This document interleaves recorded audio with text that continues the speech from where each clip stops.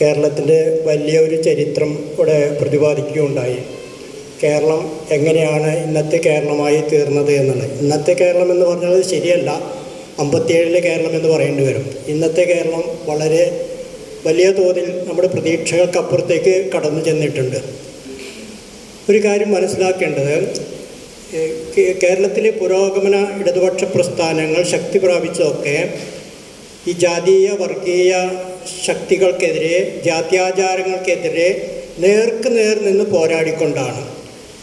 എവിടെ നോക്കിയാലും കാണാം, കൃത്യമായിട്ടുള്ള വിപ്ലവ വീര്യത്തോടു കൂടിയ പോരാട്ടത്തിലൂടെയാണ് ആ കേരളത്തെ മാറ്റിയെടുക്കാനായിട്ട് കഴിഞ്ഞിട്ടുള്ളത്. എവിടെയും സന്ധി ചെയ്തിരുന്നില്ല.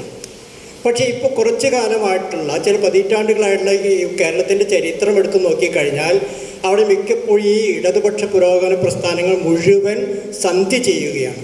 ആ സന്ധി ചെയ്യുന്ന ഇടങ്ങളിലേക്കാണ് ഈ ജാതീയമായുള്ള ആചാരങ്ങളും മറ്റുള്ള കാര്യങ്ങളും ഒക്കെ കടന്ന് വർഗീയ ഫാസിസത്തിലേക്ക് എത്തിപ്പെട്ടുകൊണ്ടിരിക്കുന്നത്. ഇന്ത്യയെ, കേരളത്തെ കേരളമാക്കിയതിൽ വലിയൊരു പങ്ക് വഹിച്ചതാണ് കേരളത്തിലെ ഗ്രന്ഥശാല, വായനശാല പ്രസ്ഥാനങ്ങൾ, ആർട്സ് ആൻഡ് സ്പോർട്സ് ക്ലബ്ബുകൾ, സാംസ്കാരിക സ്ഥാപനങ്ങൾ എന്നുള്ളത്.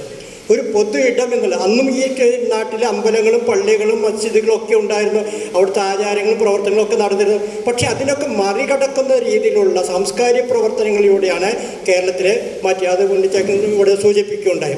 സാംസ്കാരിക കേരളമാക്കി മാറ്റുക എന്നുള്ളത് വലിയ പ്രവർത്തനമാണ് ഇടതുപക്ഷ പുരോഗമന പ്രസ്ഥാനങ്ങൾ നടത്തി. ഇന്നിപ്പോൾ എവിടെയാണ് പൊതു ഇടങ്ങളുള്ളത്? പൊതു ഇടങ്ങൾ എന്ന് പറയുന്നത് വായനശാലകൾ എന്നുള്ള പുസ്തക സംഭരണ കേന്ദ്രങ്ങൾ മാത്രമായി തീർന്നു. മറ്റു സാംസ്കാരിക സംഘടന, ആർട്സ് ആൻഡ് സ്പോർട്സ് ക്ലബ്ബുകൾ ഇല്ലാതായി. ഇവിടെ വളർന്നു വരുന്ന ചെറുപ്പക്കാർ ഒരുപാട് കായിക കലാ സാംസ്കാരിക രംഗത്തിൽ കഴിവുകളുള്ളവരുണ്ട്. അവർ കഴിവുകൾ എവിടെയാണ് പ്രദർശിപ്പിക്കുന്നത്? ഏത് വീട്ടിൽ നോക്കിയാലും, കൊച്ചു കുട്ടികൾ നോക്കിയാലും പാട്ട് പഠിക്കുന്നു, ഡാൻസ് പഠിക്കുന്നു, ഉപകരണ സംഗീതങ്ങൾ പഠിക്കുന്നു, ഇതൊക്കെ പഠിക്കുന്നു. ഇതൊക്കെ അവതരിപ്പിക്കാനുള്ള വേദി എവിടെയാണ്? അമ്പലങ്ങൾ, പള്ളികൾ, മസ്ജിദുകൾ, അവിടെ ഇവിടെയൊക്കെയാണ്. പൊതു ഇടം എന്നുള്ളത് ഇല്ലാതായിരിക്കുന്നു.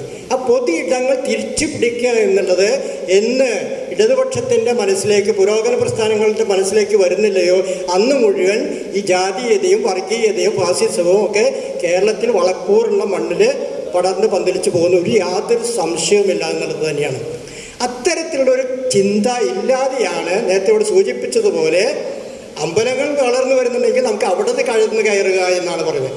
അവിടെ കടന്നു കയറിക്കൊണ്ട് എന്താണ് ഈ വിപ്ലവ പ്രസ്ഥാനങ്ങളിലെ പ്രതിനിധികൾക്ക് സിന്ദാബാദ് എന്ന് മുദ്രാവാക്യം വിളിക്കാൻ പറ്റുമോ? അവിടെ പോയി സ്വാമിയെ ശരണമയ്യപ്പാന്ന്, ദേവി ശരണമെന്നോ അല്ലെങ്കിൽ ഈശോമിശിഹായ്ക്ക് സ്തുതിയായിരിക്കട്ടെ എന്ന് പറയാനേ പറ്റുള്ളൂ. ഇൻക്ലാബ് സിന്ദാബാദ് വിളിക്കാൻ പറ്റില്ല. ആ വിളിക്കാവുന്ന പൊതു ഇടങ്ങൾ വളർത്തിയെടുക്കുക എന്നുള്ളത് നമ്മളെപ്പോലെയുള്ള പുരോഗമന സെക്കുലർ പ്രസ്ഥാനങ്ങളുടെ ഉത്തരവാദിത്തമായിട്ട് നമ്മൾ ഏറ്റെടുക്കുക തന്നെ വേണം. ഇക്കാര്യം മാത്രമാണ് സൂചിപ്പിക്കാനുള്ള അഭിവാദം.